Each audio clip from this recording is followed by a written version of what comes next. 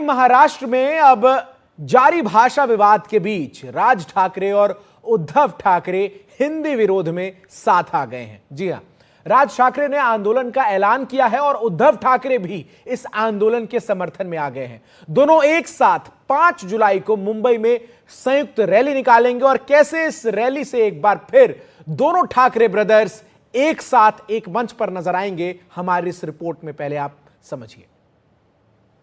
जिसके कयास लगाए जा रहे थे, अब उसके संकेत भी मिलने लगे हैं। संजय राउत के इस एक्स पोस्ट को देखिए। लिखा है, महाराष्ट्र के स्कूलों में हिंदी अनिवार्य करने के खिलाफ एकजुट मोर्चा बनाया जाएगा। जय महाराष्ट्र। हिंदी के खिलाफ लड़ाई ने ठाकरे बंधुओं को करीब ला दिया है। करीब 20 साल बाद उद्धव और राज ठाकरे एक साथ दिखाई देंगे। दोनों पार्टियों ने 5 जुलाई को संयुक्त मोर्चे का ऐलान किया है। एमएनएस चीफ राज ठाकरे जी ने कल मुझे फ़ोन पर बताया कि भैया ये ठीक नहीं लगता है, विषय एक है हमारा और मराठी मानुस के 2-2 बड़े मोर्चे निकलेंगे, उसे मैसेज ठीक नहीं जाएगा, हमको एक साथ मोर्चा निकालना है और सबको उसमें शामिल करना है। तो मैंने उस बारे में माननीय उद्धव जी से बात की। उद्धव जी ने भी हाँ कहा कि ये बात सही है, हमारे भी कोई इसका अहंकार नहीं कि अलग अलग मोर्चे निकाले। राज ठाकरे जी ने कहा कि ठीक है, हम 5 तारीख को करेंगे। अभी हम दोनों मिलकर, शिवसेना एंड एमएनएस दोनों मिलकर 5 तारीख को इस बारे में हमारा आंदोलन शुरू करेंगे। पहले दोनों भाइयों ने अलग अलग रैलियों का ऐलान किया था। राज ठाकरे 6 जुलाई को मोर्चाबंदी करने वाले थे और उद्धव ठाकरे 7 जुलाई को रैली करने वाले थे। फिर राज ठाकरे ने मराठी मानुस की एकता के नाम पर उद्धव ठाकरे के खासम खास संजय राउत को फोन किया और एक साथ मोर्चाबंदी की घोषणा कर दी। It is not question of unity of two brothers. ये 2 भाइयों की एकता का सवाल नहीं है। मुझे लगता है कि ये मराठी लोगों की एकता का सवाल है, मराठी मानुष की एकता का सवाल है। जब 6 जुलाई को विरोध प्रदर्शन की घोषणा की गई थी, तो 7 जुलाई को मराठी समिति की ओर से विरोध प्रदर्शन की घोषणा की गई, जिसका समर्थन उद्धव ठाकरे ने किया था।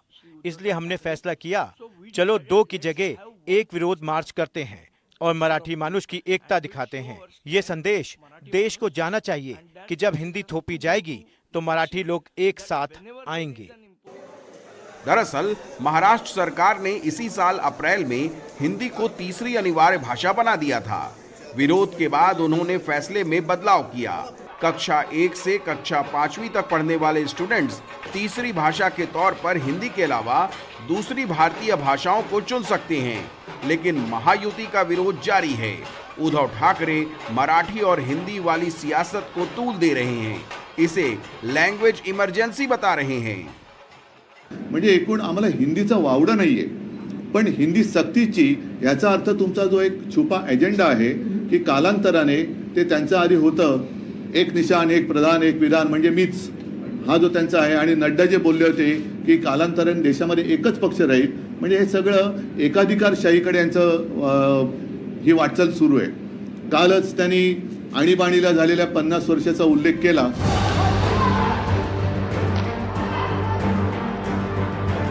राज ठाकरे ने तो अपनी सियासत ही मराठी मानुस के मुद्दे पर की थी, लिहाजा उनके लिए भी एक सुनहरा मुद्दा है। हिंदी लागू करना महाराष्ट्र में निरंकुश शासन लगाने का एक छिपा हुआ एजेंडा है।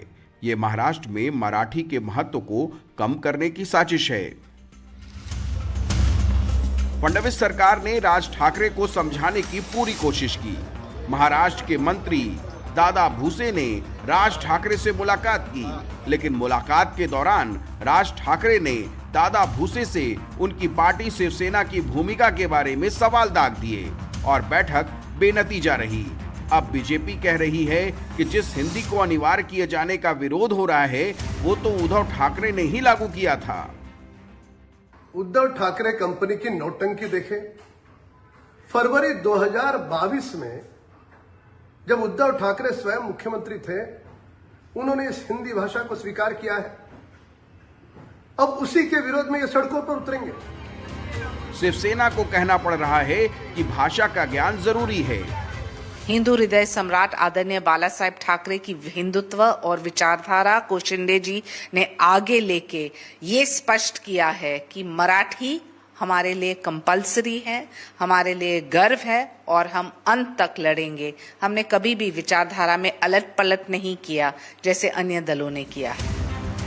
महाराष्ट्र में हिंदी भाषा के विरोध के बीच गृह मंत्री अमित शाह ने ये कह दिया है कि भारतीय भाषाएं देश को तोड़ने का काम नहीं बल्कि जोड़ने का माध्यम है। विगत कुछ दशकों में भाषा को भारत को तोड़ने का एक जरिया बनाया गया था, तोड़ नहीं पाए हैं मगर प्रयास जरूर हुआ था। हिंदी भाषा के विरोध की बात अपनी जगह है, लेकिन फिलहाल महाराष्ट्र की सियासत का बड़ा मुद्दा है। महाराष्ट्र की सियासत के चाणक्य कहे जाने वाले शरद पवार को भी शायद एहसास हो गया है कि अगर दोनों साथ आते हैं तो फायदा महायुति का होगा। तभी तो उन्होंने कहा, अगर हम स्कूली छात्रों को दूसरी भाषा का बोझ डालेंगे तो इसमें हमारी मातृभाषा को दरकिनार कर दिया जाएगा। ये ठीक नहीं है। बस एक हफ्ते का इंतजार, फिर आप दोनों ठाकरे भाइयों को एक साथ देखेंगे। गैर मराठियों के विरोध के नाम पर शुरू हुई सियासत एक बार फिर हिंदी भाषा के विरोध के नाम पर भाई भाई की जुगलबंदी वाला मोड़ लेगी। आइए जरा अब आपको बताते हैं कि महाराष्ट्र में यह भाषा विवाद आखिर है क्या, कैसे इस भाषा विवाद के बढ़ने के बाद से दोनों ठाकरे बंधु एक साथ नजर आ रहे हैं। दरअसल अप्रैल में पहली से 5वीं तक के स्टूडेंट्स के लिए तीसरी भाषा के तौर पर हिंदी को अनिवार्य किया गया है। नेशनल एजुकेशन पॉलिसी 2020 के नए करिकुलम को ध्यान में रखते हुए महाराष्ट्र में 3 भाषा की पॉलिसी लागू की गई है। विवाद बढ़ा तो तीसरी भाषा के तौर पर हिंदी के अलावा भी दूसरी भारतीय भाषाएं को चुनने की इजाजत जो है वो दी गई है, लेकिन इसमें शर्तें लागू की गई है। शर्त यह है कि एक क्लासरूम में कम से कम 20 स्टूडेंट्स हिंदी के अलावा दूसरी भाषा जो है वो चुनेंगे। अगर दूसरी भाषा चुनने वाले स्टूडेंट्स का नंबर 20 से कम तो ऑनलाइन माध्यम से उस भाषा की पढ़ाई होगी। अब राज ठाकरे और उद्धव ठाकरे ने 3 भाषा नीति के खिलाफ मोर्चा खोल दिया है और इसे मराठी हिंदी भाषी वाला सियासी रंग दे रहे हैं। इसी बहाने शायद दोनों भाइयों ने साथ आने का मन भी बना लिया है। आइए अब आपको बताते हैं कि बाल ठाकरे के भतीजे और उद्धव ठाकरे के चचेरे भाई राज ठाकरे का सियासी करियर क्या रहा और कब उन्होंने शिवसेना छोड़ी है।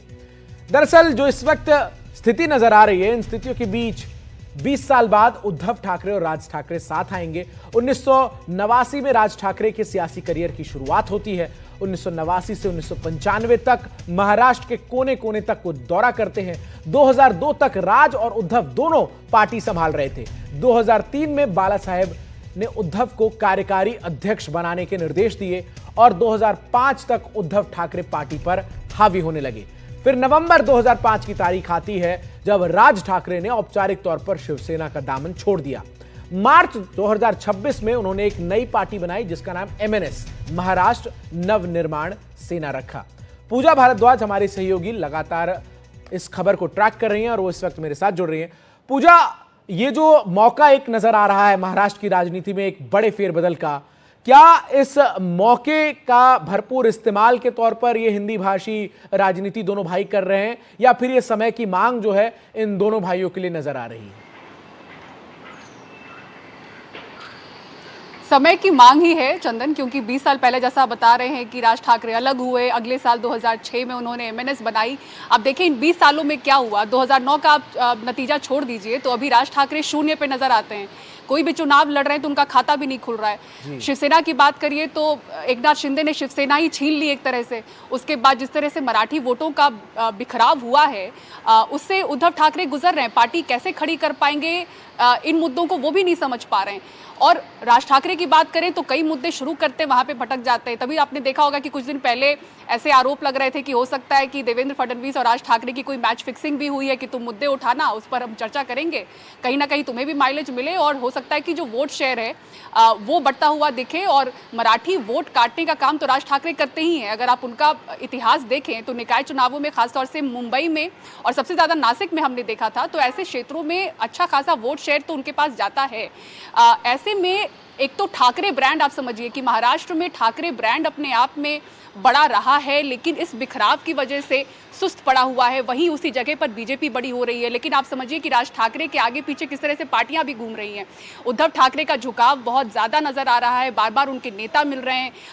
कई मुद्दों पर हमने दोनों के नेताओं को, एमएनएस को और शिवसेना के नेताओं को साथ एक कार्यक्रम में जाते हुए देखा है। अब यहाँ पर उनके नेता प्रदर्शनों के बीच में साथ में तो दिख रहे थे, अब उद्धव ठाकरे और राज ठाकरे एक साथ आएंगे, उसको भी आप इस तरह से समझिए कि संजय राउत ने दोनों की एक फोटो पोस्ट की जहां पे एक मंच पे वो दिख रहे हैं। तो यानी कि कहने का मतलब यही है, फाउंडेशन डे पे भी शिवसेना ने कहा था कि दो मराठियों को साथ में आने से लोग बहुत ज्यादा रोकने की कोशिश कर रहे हैं। तो उद्धव ठाकरे का झुकाव शुरुआत से ही दिख रहा है, संजय राउत के ट्वीट से भी दिख रहा है। लेकिन राज ठाकरे का स्टैंड क्या है, अब जरा ये भी सोचिए। राज ठाकरे लगातार जो प्रेस कॉन्फ्रेंसेस कर रहे हैं, वो कह रहे हैं कि देखिए हम तो मराठी मुद्दे पे एक साथ आ रहे हैं, अलग अलग मोर्चा क्यों करें, एक साथ आ जाते हैं। और इसी के साथ वो कह रहे हैं कि बीजेपी को भी हम बुला रहे हैं, एकनाथ शिंदे की भी पार्टी को बुला रहे हैं कि मराठी का मुद्दा है, आप सब मराठी मुद्दे को लेकर आगे बढ़ते हैं तो एक साथ आइए ना। तो राज ठाकरे का स्टैंड इस पर क्या है? एकनाथ शिंदे भी अलग से राज ठाकरे से मुलाकात कर रहे हैं, देवेंद्र फडणवीस भी अलग से मुलाकात कर रहे हैं। तो यहाँ पर एक ऐसा गेम है जो पर्दे के पीछे चल रहा है, जो सामने से दिखता नहीं है। पर्दे के पीछे बहुत कुछ चल रहा है, अब इंतजार करना होगा कि कैसे जो पर्दे के पीछे जो कुछ चल रहा है वो धीरे धीरे सामने आता है। बहुत बहुत शुक्रिया आपका पूजा, हमारे साथ जुड़ने के लिए और इस खबर पर विस्तार से जानकारी दर्शकों तक साझा करने के लिए। वहीं दोनों भाइयों का साथ आना महाराष्ट्र की सियासत पर क्या असर डालेगा, ये जानने के लिए हमें पिछली विधानसभा चुनावों में दोनों पार्टियों का प्रदर्शन जो है वो जानना होगा। राज और उद्धव अगर साथ आए तो इसका क्या असर होगा, आइए आपको मैं बताता हूं। जहां विधानसभा चुनाव में अगर बात करें 2004, 2009 में, देखिए 2004 में शिवसेना जो है वो 62 सीटों पर जो है वो जीती, एमएनएस के खाते में एक भी सीट नहीं आई। 2009 की बात करें तो 44 सीट जो है वो शिवसेना को मिली और 13 सीटें एमएनएस यानी महाराष्ट्र नवनिर्माण सेना को। 2014 की बात करें तो 63 सीटों पर शिवसेना जो है वो जीती। जब हम शिवसेना का जिक्र कर रहे हैं तो 2019 तक आप उस शिवसेना को समझिए जिसमें एकनाथ शिंदे भी इसी का हिस्सा थे और दो फाड़ नहीं हुए थे। 2014 में 63 सीटें जो हैं वो शिवसेना ने जीती, एमएनएस को एक ही सीट मिली। 2019 में 56 सीटें जीती, एमएनएस को एक सीट मिली और 2024 में घटकर 20 रह गई। यानी आप अगर साल दर साल देखेंगे तो जो स्थिति नजर आती है वो ऐसी है जिसमें शिवसेना की जो सीटें हैं वो लगातार घटती हुई नजर आई हैं और जो महाराष्ट्र नवनिर्माण सेना है वो उसका प्रदर्शन जो है बेहद खास बिल्कुल नहीं रहा है, वो सीटों के लिए संघर्ष करती हुई नजर आई है। 2004 में राज ठाकरे की पार्टी का अस्तित्व नहीं था, लेकिन 2009 में उन्होंने चुनाव लड़ा और अपने भाई की पार्टी के वोट बैंक में सेंध लगाई। राज और उद्धव का वोट समीकरण क्या है, आइए जरा जल्दी से आपको हम समझाते हैं। पार्टी बनाकर अब तक 4 विधानसभा चुनाव लड़ चुके हैं राज ठाकरे। 2009 में 13 सीटों पर जीते थे, वोट जो है वो 5.7% मिला, सीधा नुकसान शिवसेना का हुआ। 2024 की बात करें तो 62 सीटें और 20% वोट पाने वाली शिवसेना को 2009 में 44 सीटें मिली और वोट प्रतिशत घटकर 16.3 रह गया।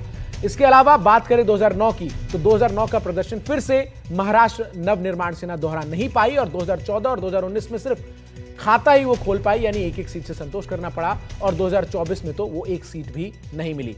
अब आइए आपको बताते हैं कि दोनों भाइयों को एक दूसरे की जरूरत क्यों है, आखिर क्या वजह है कि दोनों भाई कई सालों के बाद किसी एक मुद्दे पर एक साथ होते हुए नजर आ रहे हैं और संभावनाएं इसकी नजर आ रही है कि आने वाले चुनाव जो हैं बीएमसी के वो दोनों भाई साथ लड़ सकते हैं। दरअसल शिंदे सेना के अलग होने के बाद हुए चुनाव में उद्धव का प्रदर्शन जो है वो खराब रहा, जो शिवसेना उभाटा ग्रुप है उसका प्रदर्शन निराशाजनक रहा। 2024 विधानसभा चुनाव में सिर्फ 20 सीट और 10% वोट जो है वो मिली एकनाथ शिंदे से, जो अलग हुई शिवसेना जिसका नेतृत्व उद्धव ठाकरे कर रहे थे। वहीं महाराष्ट्र नवनिर्माण सेना की भी बात करें जिसके मुखिया राज ठाकरे हैं, उसका तो खाता तक नहीं खुल पाया और खुद राज ठाकरे के बेटे अमित ठाकरे जो है वो चुनाव हार गए। वहीं आपको बता दें कि महाराष्ट्र में जल्द ही निकाय चुनाव होने वाले हैं और बीएमसी चुनाव पर सबकी नजरें हैं। विधानसभा चुनाव में हार के बाद उद्धव पर बीएमसी चुनाव में बेहतर प्रदर्शन करने का दबाव है, तो वहीं राज ठाकरे फायर ब्रांड नेता के तौर पर उनकी छवि है, मराठी मानुष की वो बात लगातार करते हुए नजर आते हैं। बीएमसी चुनाव से एक बार फिर असली शिवसेना कौन वाली जंग जो है वो तेज होती नजर आएगी अगर ये दोनों एक साथ आ जाते हैं। ऐसे में देखना यह दिलचस्प होगा कि अभी आने वाले दिनों में दोनों भाई क्या वाकई जो इस वक्त मैसेज दे रहे हैं उस मैसेज के मुताबिक एक साथ होते हुए नजर आ सकते हैं या इसके पीछे कोई और ही सियासी खेल है।